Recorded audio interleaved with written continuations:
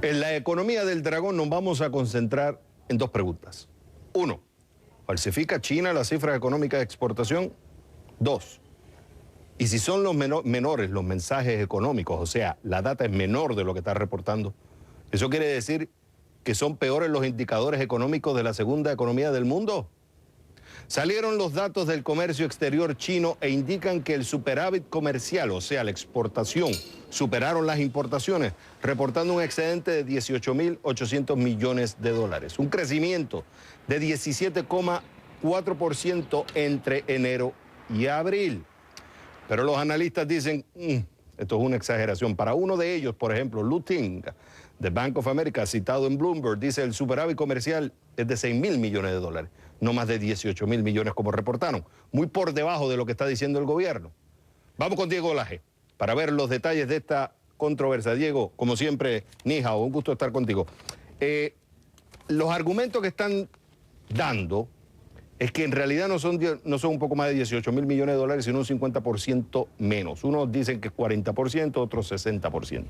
Pero lo que sí es tan claro es que dicen que están exagerados los números. Las razones son varias, pero una de las razones fuertes que están dando es que lo que están haciendo los chinos es exportando a precios inflados a Hong Kong para entonces aprovechar la diferencia de precio entre el yuan y el dólar hongkonés, para así sacar esa diferencia, la reportan, entonces por eso dan el reporte final de la exportación es mucho mayor de lo que debe ser.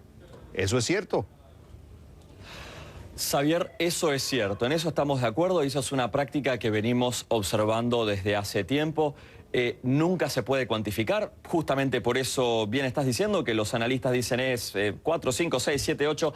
Nadie sabe exactamente cuánto es. Sucede en muchos lugares del mundo, donde sea que haya comercio intraempresa, va a ser más probable que la empresa pueda hacer asientos contables con distintos objetivos. Uno de ellos podría ser capitalizar una ventaja cambiaria, otro podría ser, por ejemplo, capitalizar ventajas impositivas. Es una práctica común en el mundo. Lo concreto que estamos viendo es que en China parece que la práctica es exagerada y es grande. Y hay una serie de motivos. ¿Por qué?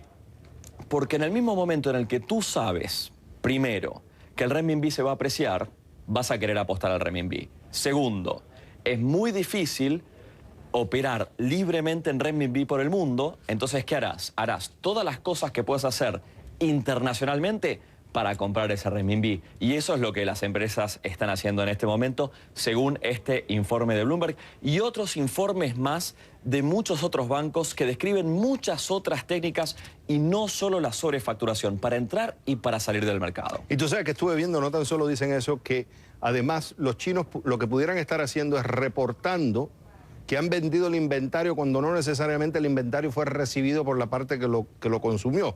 Por tanto, yo lo que estoy sacando es el inventario y lo reporto como que fue una exportación, pero no quiere decir que se haya concretado. Ahora, también es cierto que estaban diciendo en Bloomberg que cuando tú analizas la data de mes a mes vas a tener muchas variaciones, porque si tú lo comparas con los diferentes sistemas vas a tener choque. Por eso hay que verlo de una variación anual.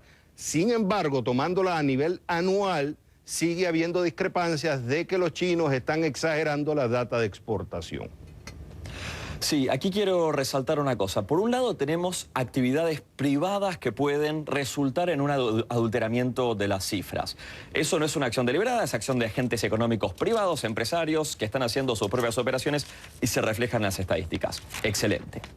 Otra cosa muy distinta es la adulteración deliberada y con dolo de las estadísticas. Eso es algo muy distinto, que quizás tiene que ver con esto, pero no tanto. ¿Y qué quiero decir? Por ejemplo, aquí en Hong Kong y en los ámbitos académicos chinos se está hablando, por ejemplo, de este libro, la gran hambruna de Mao, por ejemplo, que es donde se demuestra cómo el régimen maoísta adulteró las estadísticas de muertos durante el gran salto hacia adelante, una política desastrosa de desarrollo económico en los 50 cuando el régimen comunista era muy comunista. Diego, digamos. y no hay que irnos tanto a Mao. Recientemente se estaba hablando de que los reportes del Producto Interno Bruto de China se estaban alterando incluso dentro de gente del gobierno. Lo que sí fue interesante, que misma gente del gobierno reportó esos problemas y gente privada estaba reportándolo. O sea, que esta no es la primera vez que se cuestiona la transparencia de cómo el gobierno chino está reportando los números, las estadísticas económicas.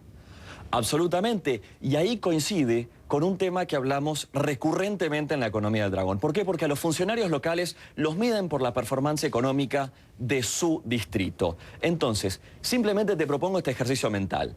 El gobierno chino, desde la época de Jiang Zemin, consideraba que 8% era la cifra mínima, ideal, mínimo, de crecimiento para cada distrito del país. Ahora, imagínate tú eres un funcionario comunista, te evalúan para ascenderte de nivel de condado para arriba a partir del crecimiento de tu condado.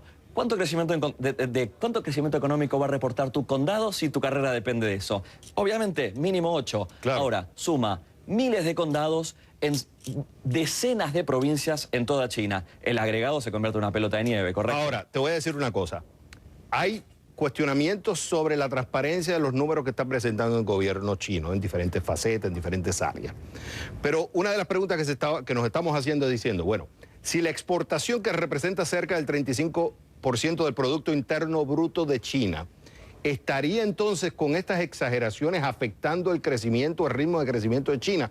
Y la respuesta que he encontrado es no. A pesar de que puede haber una exageración, que hay que tomarlo en contexto, no tan solo mensual, sino hay que verlo anual, no necesariamente va a afectar el crecimiento de la economía china, porque al final quien está teniendo más dominio es el consumo interno. ¿Qué tú has escuchado allá? Bueno, varias respuestas. Por un lado, el consumo interno va ganando importancia, no tiene la importancia que todavía querría el gobierno chino, gran problema. Por otro lado, está, por supuesto, el consumo externo, que está deprimido, y es lo que inspira todo este estudio, porque si todo el consumo externo de China está deprimido, ¿cómo puede ser que tengan cifras tan espectaculares? Y aquí fue la comparación con las cifras mucho más tranquilas o deprimidas que sí observaron otras economías similares a la de China en la región. Y te digo más, los reportes que estaban indicando el 54% de ese incremento se fue a Hong Kong. Y tengo entendido que en Hong Kong hay huelgas en los puertos. Sí, correcto. Tuvimos un mes pasado huelgas. También hay que decir que en ese sentido puede ser que facturas se imputen a distintas fechas y no se sabe exactamente cómo caen. Así que hay que ver los casos, cada caso. Y hay que tener en cuenta, pueden ser cuestiones privadas o cuestiones de dolo separadas, y hay que ver en cada caso cómo afectan. Diego, tú sabes lo que está pasando, que los chinos nos están contando un cuento chino. Como siempre, Diego Laje desde Hong Kong. Un abrazo. Chai Chien, un abrazo.